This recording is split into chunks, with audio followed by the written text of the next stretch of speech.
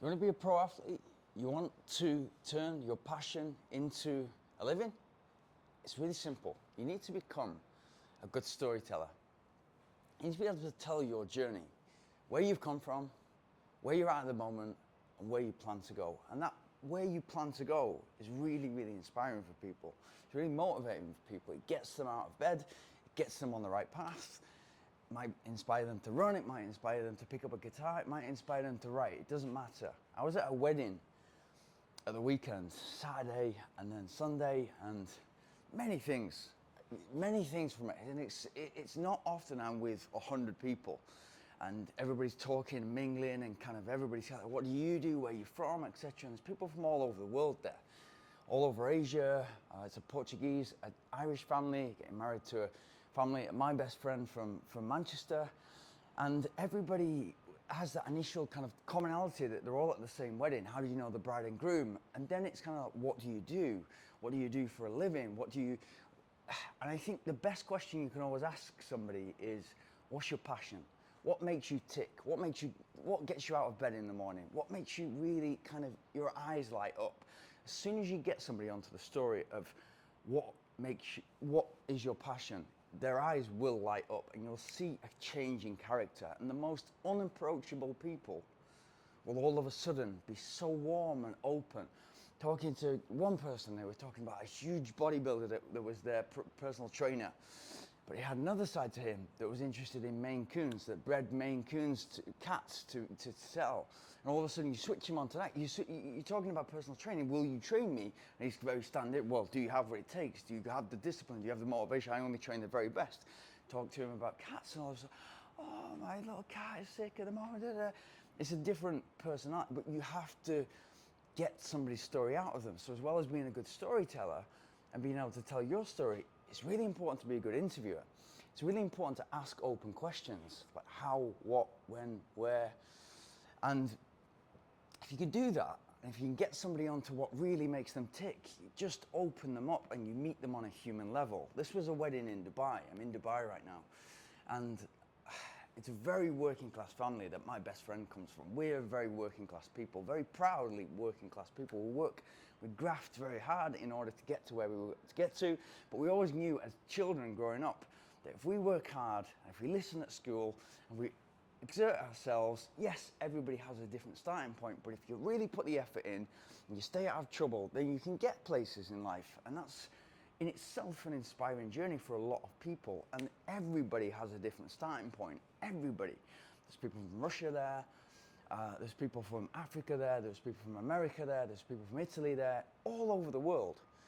And so not everybody, when I go to Thailand, people have a different starting point, but that story, wherever they're from, you'll have a commonality, and you'll be able to get a fascinating story out of them, which is so different to your story, which makes it really, really interesting to listen to. I was speaking to a police detective who had spent 30 years in the police, forensic fingerprints and crime scenes, and then going into a detective role.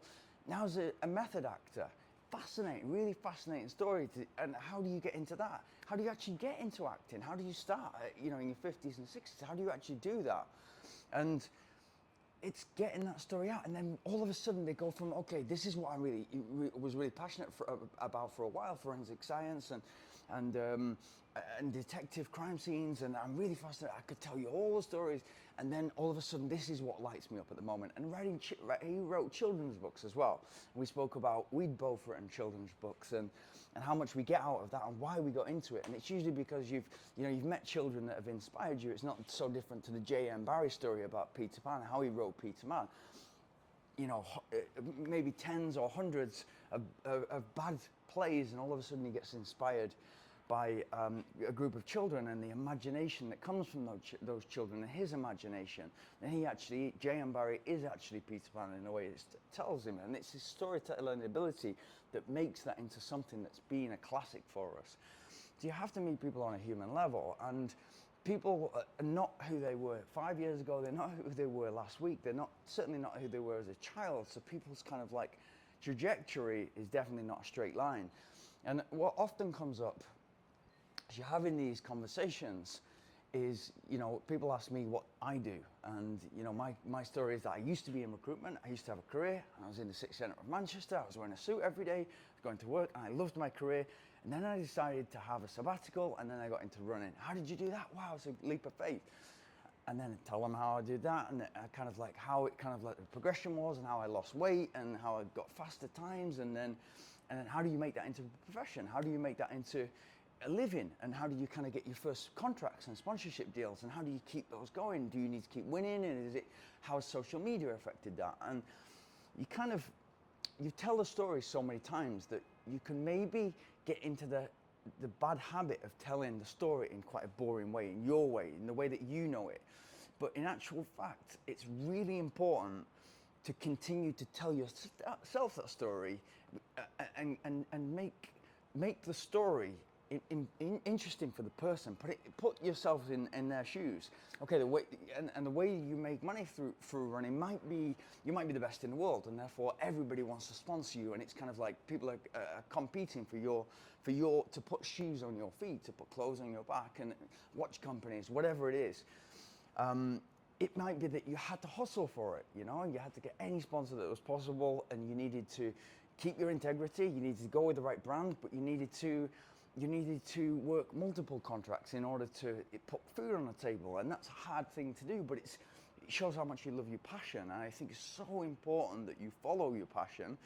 And at some point, and I spoke to a lot of young men there between sort of 35 and 40, who had now had children, and then things change, and their passion, whether it was music, and for some of them it was writing, their passion hadn't been making enough money that they could put food on the table. So they needed to all of a sudden step up, and at some point in your life you become a man.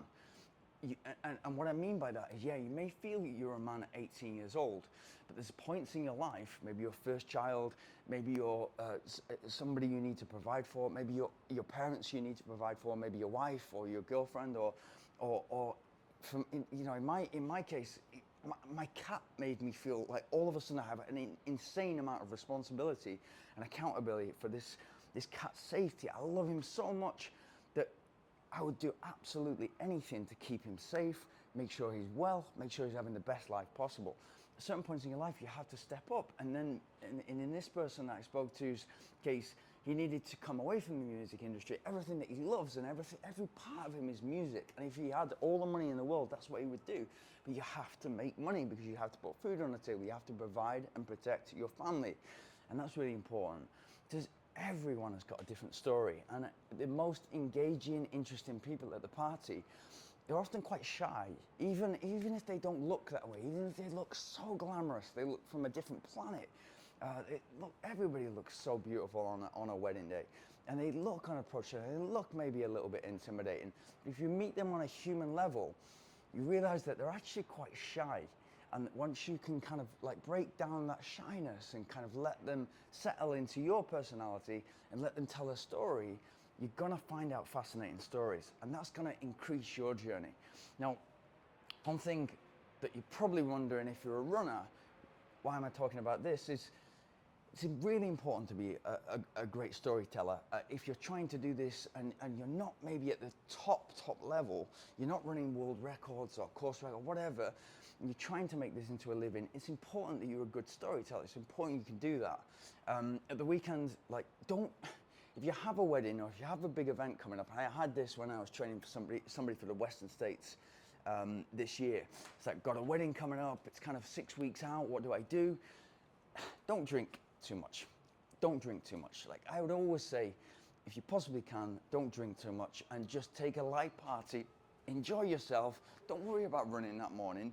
Forget your long run that was meant to be on the Sunday for him, and do an easy run. Go out there and do an easy run, and if you can wake up without a hangover the next day, go out and do a long run. If you wake up with a hangover, again, try and do an easy run, but if you're not feeling it, just take a day off. Think about the big picture. Think about the long term, not like that 1% tomorrow or that 1% long, whatever. That 1% can be put off until Monday. You can do it then, and you can enjoy these big life experiences like weddings and special occasions. Super important.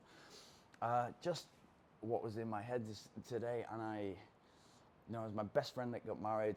I had to make a speech, and It's that 20 seconds of courage, like big expectation, a lot of people there and a lot of different people there that don't know you, and you have to make a bit. And then, so I wanted to tell you that today, a little bit of a private story, a personal story, but also how it relates to running. I took a day off no, I didn't take a day off. On the morning of the morning of the wedding, I did an easy run and took it really lightly. And then I was fresh and ready for the wedding, and we had a great time. And I don't drink.